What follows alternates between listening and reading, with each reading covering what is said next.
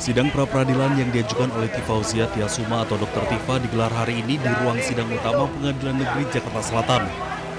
Agenda sidang hari ini adalah pemanggilan kedua pihak. Dr. Tifa menyebut pra-peradilan untuk menguji sah atau tidaknya penghentian penuntutan terhadap dirinya dalam kasus ijazah Presiden ke-7 Joko Widodo.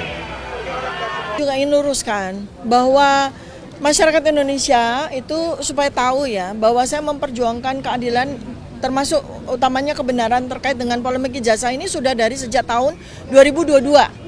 Bukan baru kemarin, sudah 4 tahun. Dan hasil dari penelitian saya sudah saya bukukan, sudah saya publikasikan, sudah saya seminar-seminarkan. Jadi pekerjaan saya sebagai peneliti di sini sudah selesai. Lalu untuk itu maka saya harus mendarma baktikan ilmu saya untuk urusan-urusan yang jauh lebih penting untuk saat ini, urgent. Tetapi persidangan ini tetap saya hadapi. Sebagaimana diketahui pertanggal 23 Juli 2026 lalu, Dr. Tifa tidak lagi menjadi terdakwa karena perkaranya sudah dinyatakan batal demi hukum oleh Hakim PN Jakarta Timur melalui putusan Sela. Bahkan berkasnya pun sudah dikembalikan ke kejaksaan. Namun demikian, 3 hari kemudian kejaksaan membuat dakwaan baru. Sidang pembacaan dakwaan baru rencananya akan digelar besok. Dari Jakarta, tim liputan iNews melaporkan.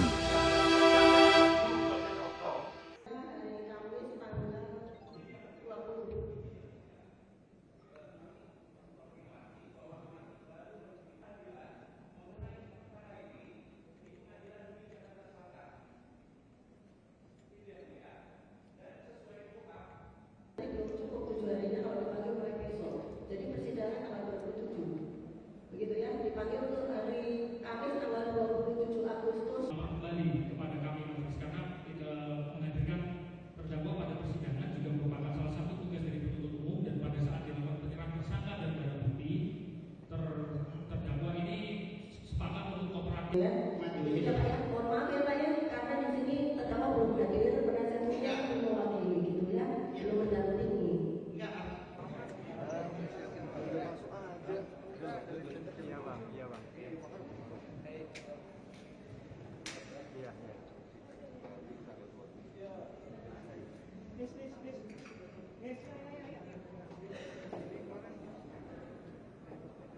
Iya bang. Iya bang. Dia tadi ngomong. Tasnya mas. Iya. Ambil aja. Mau tanya apa Pak? Iya ini Pak. Tanggal muda katanya Pak. Oh tanggal muda. Bentar ya. Iya Pak. Tadi sama siapa ya? Oh,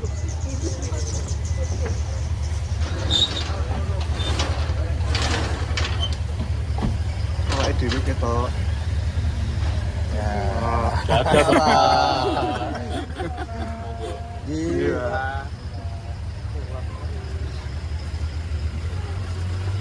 Awas buri mobil, awas.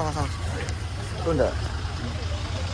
Ya kalau yakin 100% palsu, mestinya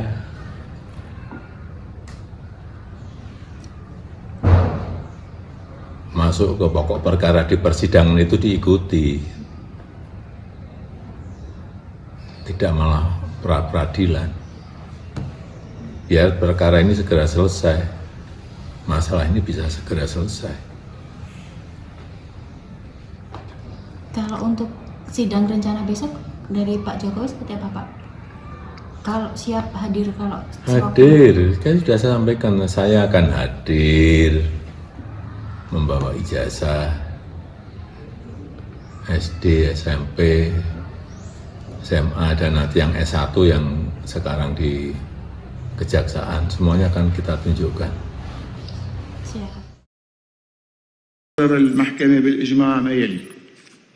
أولاً تجريم المتهم الفار بشار الأسد ابن حافظ والدته أنيسة تولد 1965 بجناية القتل العمد وجناية القتل القصد لأكثر من شخص والقتل القصد لأطفال دون سن 15 من العمر، والقتل القصد المترافق مع أعمال التعذيب والشراسة، وجناية التحريض على القتل العمد، والقتل القصد لمرات متعددة بوصفها جرائم ضد الإنسانية وجرائم حرب، وبجناية التعذيب والتعذيب المفضي إلى الموت، وجناية الحرمان من الحرية لمرات متعددة بوصفها جرائم ضد الإنسانية وجرائم حرب، والمعاقب عليها بموجب المواد 534 535 556 و216 من قانون العقوبات العام، والفقرتين ه وواو من المادة 2 من القانون رقم 16 لعام 2022، والحكم عليه من أجل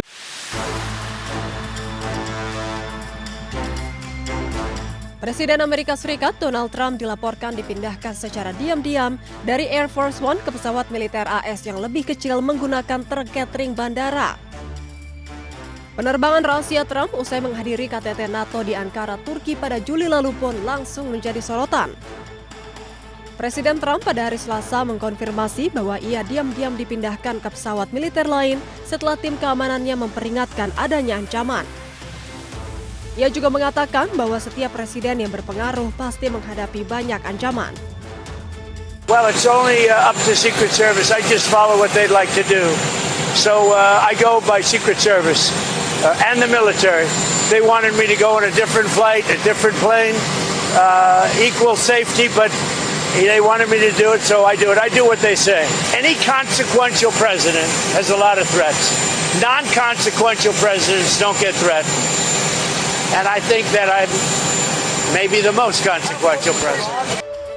Media AS Washington Post melaporkan operasi pengelabuan tersebut dipicu adanya ancaman Iran terhadap keselamatan Trump. Operasi ini dilakukan sehari usai AS kembali melancarkan serangan udara terhadap Iran menyusul gagalnya negosiasi antara Amerika Serikat dan Iran. Air Force One yang membawa jurnalis dan staf Gedung Putih melanjutkan perjalanan menuju Inggris, sementara Trump melakukan perjalanan secara terpisah.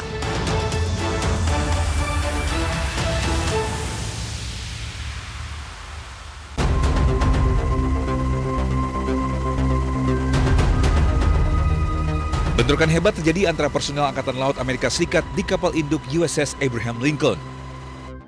Menurut laporan sejumlah media, insiden ini bermula ketika seorang penasihat untuk Komando Pusat Amerika Serikat, Brad Cooper, menanggapi keluhan dari para awak kapal. Penasihat ini disambut cemoohan saat berbicara. Kondisi ini pun semakin memanas, baku hantam pun terjadi antara kru kapal. Akibatnya 7 personel militer Amerika Serikat tewas dan melukai sejumlah awak kapal lain. Kini dilaporkan kondisi di atas kapal masih tegang dan tidak menentu. Kapal induk USS Abraham Lincoln sudah berada di laut selama 208 hari berturut-turut dan menjadi masa pengerahan tanpa henti terlama bagi kapal induk Amerika Serikat. USS Abraham Lincoln juga menjadi salah satu kapal induk canggih Amerika yang dikerahkan selama perang melawan Iran.